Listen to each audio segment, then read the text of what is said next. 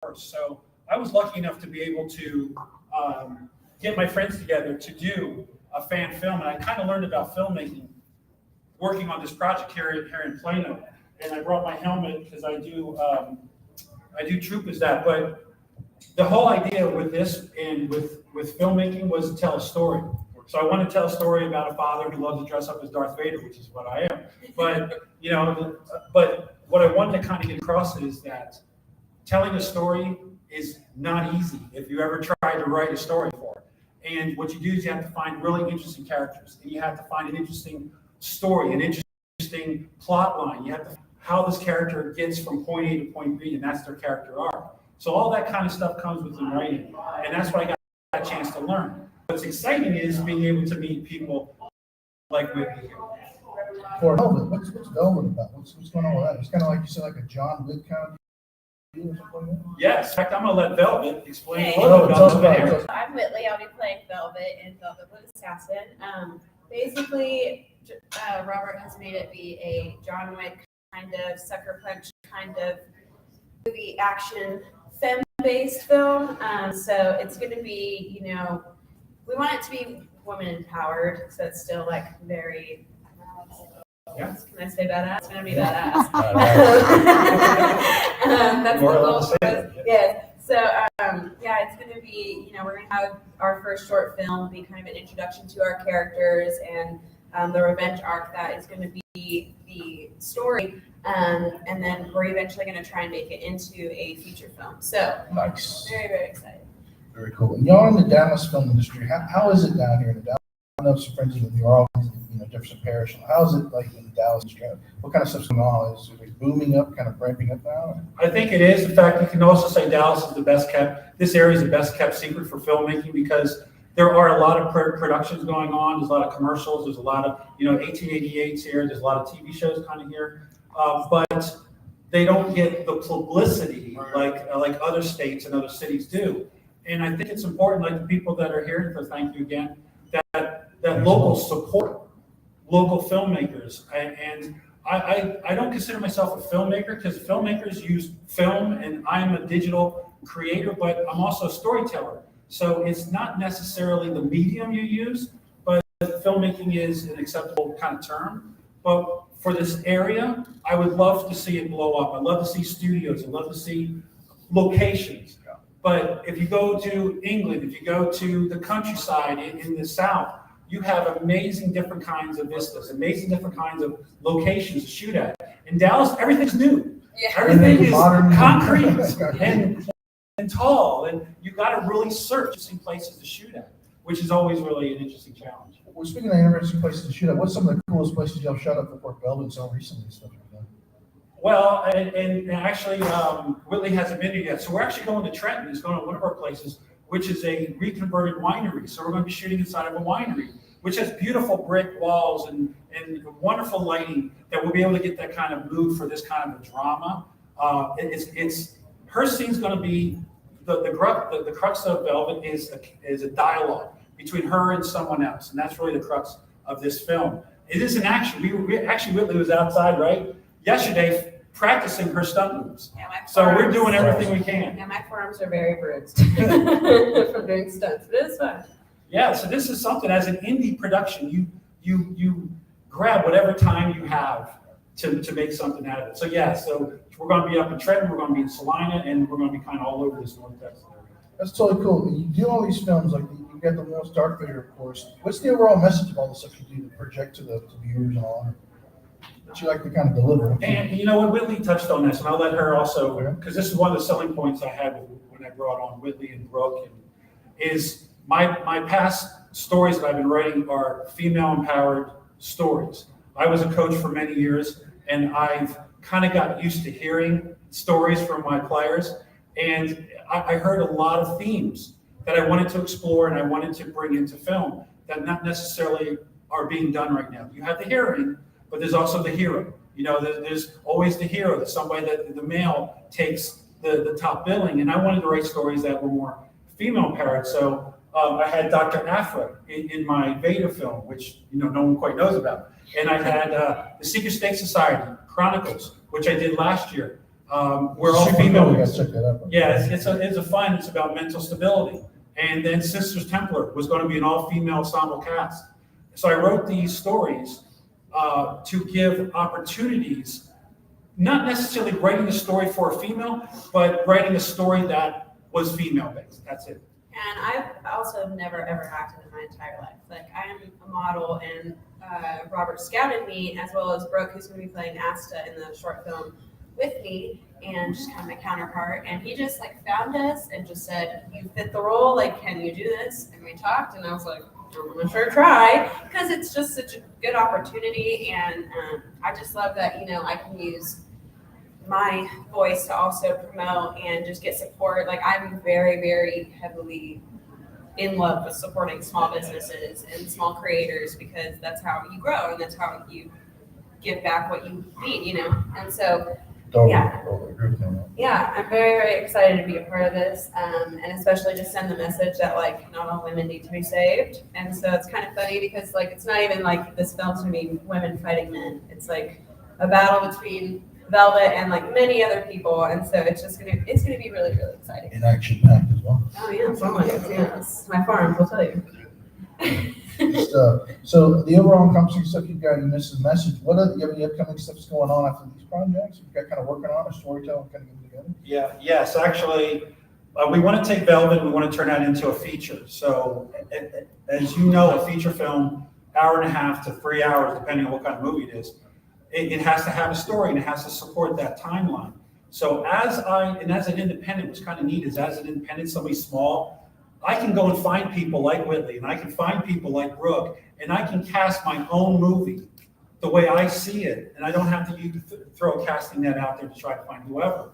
So I can, and once I get to know Whitley a little bit, once I get to know Brooke and Glenn Franklin, who's playing Lester in the film, once I get to know them, I know their personalities, and I can write that into my script. And that's what's the advantage of being small, is so I can kind of tailor her character after some of her mannerisms. Super cool. So I think that you get to basically build the entire script and universe around the characters like that. That's awesome.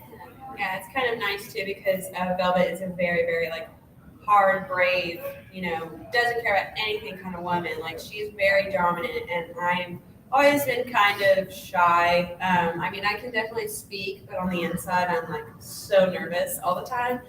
So it's really cool to be able to have this character and just really get into her and portray someone that I'm not, and just deliver it well, and just show people that anyone can do it. Super cool. Well, the Velvet, is it set in modern day, or is it a little bit in the future? A little bit, how is it set in modern day? Where is it set in? Yes, actually, it's a great question, because Velvet is set in the quote-unquote John Wick universe. Oh, wow. Okay, so it's set in that. From what I understand, it was going to be a female version of John Wick. John Wick 4 is coming out. And I, as a filmmaker, am not afraid to say I'm inspired by all kinds of films, and from Star Wars all the way up until the action and thrillers. So her look, in fact, if you even look at the poster, which I'll show in a second, her look is kind of inspired by that look. Her counterpart is visually opposite. She's all dressed in white. She's all dressed in black. All right. So I'm using the style of Sucker Punch. If you actually see Brooke's picture, she looks kind of like Baby from Sucker Punch.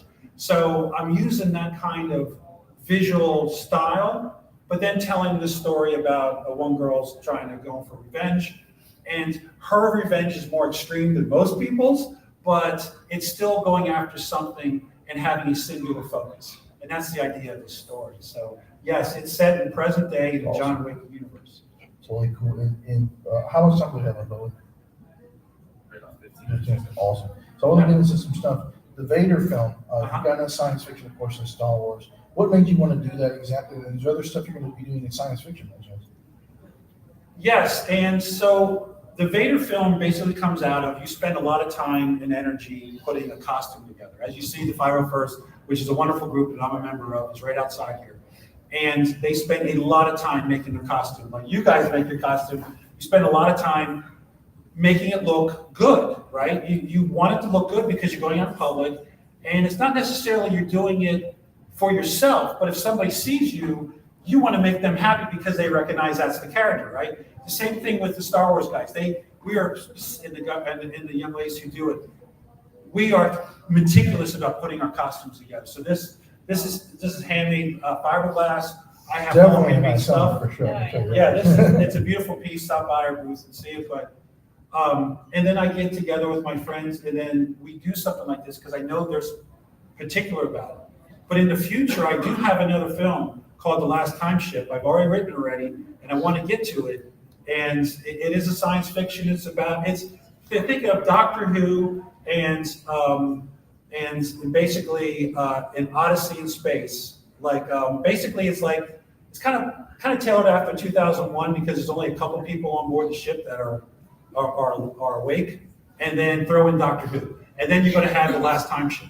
So that's already written already, and I want to get to that someday. But It's time travel based. yes, it has to do with time travel and has to do with the war and everything. So that's coming up. So Robert's just trying to do it all. yeah. All the sci-fi, pop He's very culture, much- John Wick, everything and beyond. What is the film industry? Do you work with any other production companies? Anybody you kind of collaborated with on some of these projects? Yes, in fact, if you want to talk about who we met yesterday. Sure. So yesterday we met Chris. She is on board with Longship Productions, and they came. Her partner came from Houston. Ivan. What was it? Yeah, Houston. Okay, they came from Houston just to come and support us and promote Velvet because they are one of our hugest donators, and they're actually working with us on set filming this month. So it's just so amazing to have support from someone so influential. They really believe in Robert's vision and believe in us as the cast to really deliver this film. So that was just awesome to meet her. I mean, I just can't even believe they made the trip here and back in one day because they just believe in us that much. So it really just means a lot that we have that support from her. For sure. And she's out of Houston. Yes. What the Dallas Fort Worth area? You mentioned production facilities. Do you know of any that are going to be in construction or popping up that you anything going on in that area? Well, see, and that's the other thing about short film, small film productions. You have a budget, right? Everyone has a budget. Everyone has a budget at home. Our film has a budget, and you operate within your budget. The bigger the budget, the more production value you have. The key is to make the film look at a high production with a low budget. That's the key of indie filmmaking. And I think Tom said it the other day when he had his aliens panel. He said, the camera doesn't matter. Nothing matters. As long as somebody is driving the story and get it done, somebody will watch it. In fact, I just actually watched a little bit of Trolls 2. Great So roles. if you've ever seen Trolls, there's a Trolls 2. It is now considered the worst movie ever in the history of movies. It has a 0% rating. Oh my God. But there are watch parties to watch Troll 2, and they have it every month, and it's a big, huge party. For a film that was 15 years ago, that is horrible. But it doesn't matter. It found an audience, and that's what's interesting. And the actor who's a dentist comes up, and he goes to these signings. He's like, I didn't even know that it sucked, but that's how it works. You make something, and somewhere it'll find an audience. Just out of curiosity, what are some of your favorite films and yours as well? Can inspire you in these filmmaking and all that? I'll let Whitney go first. Oh, thank you. So my favorite films are honestly more fantasy based. So I really like this idea that Robert had because there is going to be a twist at the end that kind of throws everyone for a loop that I cannot say. There is a twist. But it makes it a lot more interesting for me because of how it is, because it is a little fantasy based as well as action based. And I mean, there's just a lot of factors in this film. It's going to be really, really hit home for a lot of people. And like Robert said, the acting really does make a difference. So, I mean, there are some films I've seen where you're like, man, this could have been a good film, but the actors just didn't sell it. Like, it's just so, it's so like either awkward or like you just don't really believe that that's their character, So I am inspired by that to not do that, and really like sell this character as Velvet. But I, have recently watched the John Wick, and I've seen Sucker Punch several times, and any of those movies that are kind of thriller, a little horror based. I am really inspired by horror because those people like really sell being scared or being scary. Sure. And yes, I just saw Terrified. I won't shut up about it. It's so good, and it's also indie based. It's an indie film, so that really inspires me because now when I see indie films, I'm like, I can kind of relate because like I'm going to be doing that, and they had a low budget and they're already capped over $1 million. I'm like, that would be That's cool if that awesome. happened to us. We'll see. But yeah, so it's just a lot of smaller films, but just anyone that like really kills the character just inspires me. That's totally awesome. And what about you, Robert? And so a lot of people's favorite films usually are when they're growing up, and it's in their pop culture. It's in their fabric of being a young teen or a teenager and stuff. And a lot of the when you get a little bit older, you find new films out there. You start to latch onto the characters. But I grew up with the Star Wars, and I grew up with Indiana Jones, and I grew up with the James Bonds, and I grew up with these type of characters. Again, a lot of that is male based, and again, that's why I'm kind of going back, trying to find other stories that I can kind of talk about. But 2001 that I referenced, Stanley Kubrick, I study his films just like a lot of people do, and I study George Lucas, and I study Spielberg, and I study I watch Jaws all the time. And I actually put it, in fact, I was doing a TV show. I'm the DP for a TV show, and I put the film up on the TV, and I'm pausing it, showing them how they're blocking out, how he's blocking out the characters, and how he's moving the drama around with the camera to be able to build the tension and show distance is I don't believe in you, closeness is I believe in you. And Spielberg does this, and I'm showing the cast, this is what we need to be doing, right? So it's a learning process. So you learn from other people, and then you bring it into your thing. Have you seen it in 3D? Yes. I saw it in 3D. IMAX 3D, yes, yeah. So you mentioned Jaws. Is there any other filmmakers that you would like to work with in the local area? Well, you don't have to be the big ones. Don't even get me started. No, What you look at for your number one inspiration for some of the stuff you like to closely follow?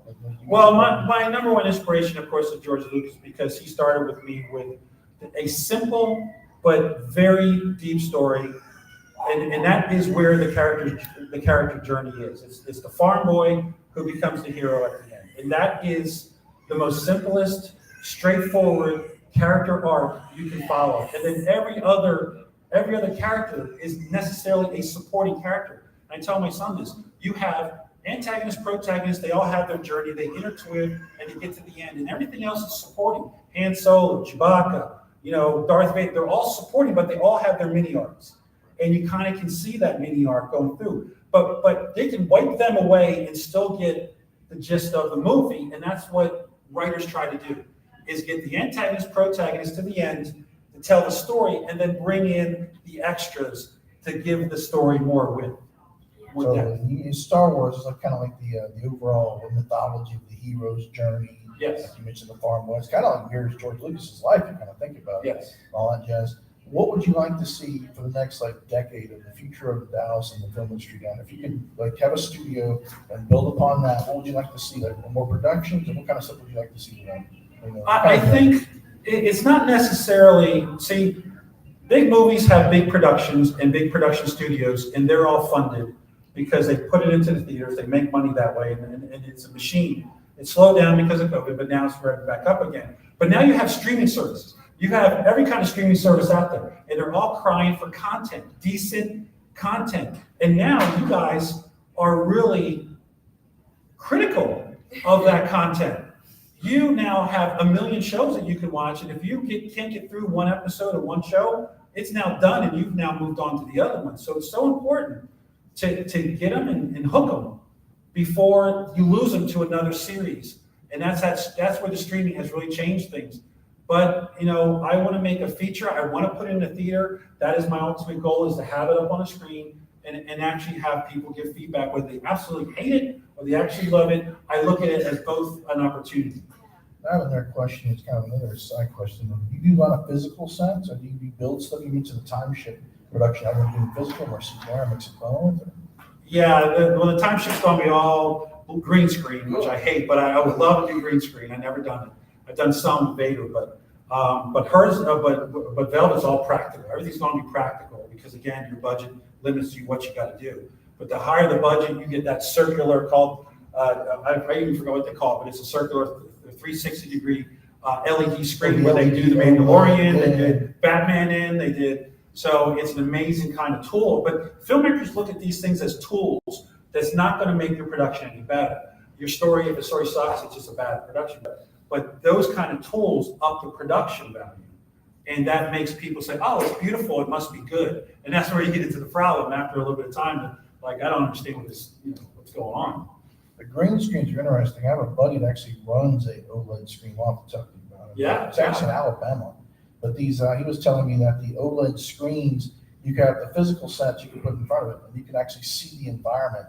I know a lot of the actors from Star Wars in their days past, they mentioned all the blue green screens making them dizzy. They had nothing to interact with, like just put a mark on the wall or something like that. Yeah. Well, all the Avengers, if you ever seen behind the scenes, the Avengers are all green screen with markers on it. And now with the Mandalorian, now with, like I said, Batman, a lot of the actors say that the light really comes at them. It's good for photography because you actually have light coming off of something. And it gives them a sense of their environment, which is fantastic. And that's why we're filming practically. We're in practical locations. So it allows the actor to kind of understand the three-dimensional space and what they can do to act in. And that's important. Yeah, we've actually been running lines the past couple of weeks with Glenn, who he and I have the main dialogue in the film.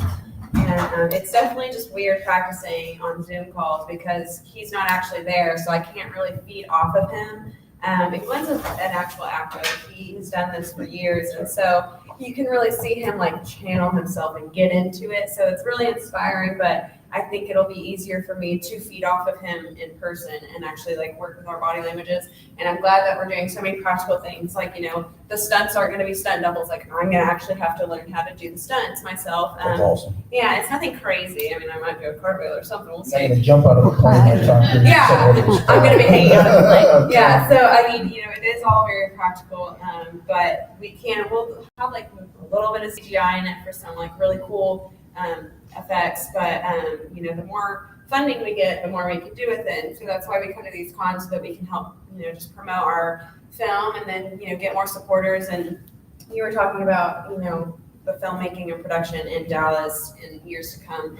And I just love that, the internet is such a powerful thing nowadays. People make a TikTok and then like in a week or so they're famous. And so That's true. Digital grid, the stream, yeah. awesome. It's like you mentioned before. Yep, you just have to sell it, and we're doing this short film to try to get it started and get that feedback. But ultimately, we want to make it interesting enough for people to want to go to the movies and see it, and just be interested in another cool character development film. Which I think this is how this is going to turn out. So it's very exciting. So, and I just want to say real quick before we have to get, so thank you to Retro Expo, to Mike and to Scott. And to yourself, and thank you for you guys allowing us to get up here. We do have these at our booth. These are the posters signed by the cast. We do have an Indiegogo campaign actively going on. We were successful in our Kickstarter, so that allowed us to go on to Indiegogo. So we do have that at our booth. Please stop by and get a photo and just talk to us for a little bit. We love to talk about film. But again, thank you. Yes, thank you for showing up and listening to us. We appreciate it very, very much. Signing out.